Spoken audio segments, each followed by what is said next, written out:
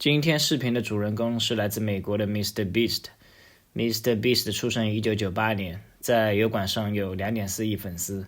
就让我们来听一下他的一段采访吧。Essentially, up until 18, I had been doing YouTube pretty religiously, but I was making no money. Like, this is kind of the turning point was when I graduated from high school. And my whole life, I was like, I want to be making enough money by the time I graduated to do this full time. And I wasn't. I was still only making a couple $100 a month. So I graduated high school, and my mom was like, either move out or go to a community college. And I didn't have enough money to move out, but I hated school with a passion.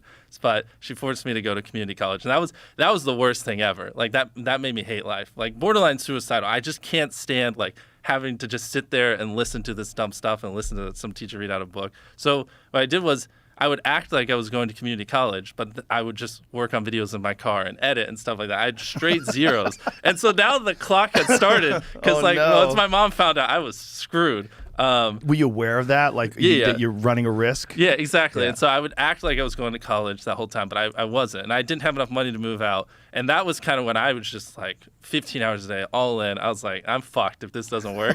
And I had some videos pop off. I couldn't tell you which ones, but I had a month where I made 20 grand because I just had some videos just do really, really well.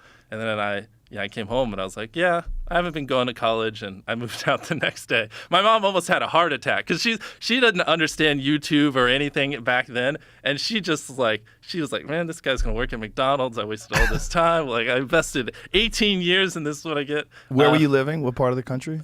North Carolina. That's where I've lived almost my whole life. And so, how does she feel now? Oh, she's great. Is she like she's flabbergasted? beyond happy. Yeah, she loves it. Put her in front of her friends. She loves talking about it. She's great. I always knew little Jimmy was gonna be a success. No, she doesn't try to hide it. We would fight all the time. Even in high school, like, I never once studied. I literally wouldn't even take my books home. Like I legit don't think I studied once all of high school at my house.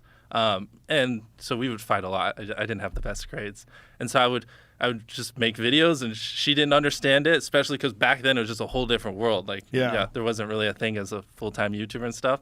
And so it was a lot of arguments, a lot of drama, but ended up working out. She's happy. The thing is, it's like nobody saw this coming, right? So you can't blame her. But especially me in like the middle of North Carolina in a small town. I had like horrible acne. I'm especially back then, really awkward. It's like no one, like people would have bet $1 million that I wouldn't be a YouTuber. It makes no sense. But I have, hyper obsession, and I love this. And, you give it enough time, anyone can solve it. Well, there's a lesson in that for people, really. Like if you do have a hyper obsession to something, there's a lot of people that think that because they're bad at school or because they're not interested in school, that they're destined to be a loser. Yeah. And that's not true. The problem is school is too rigid.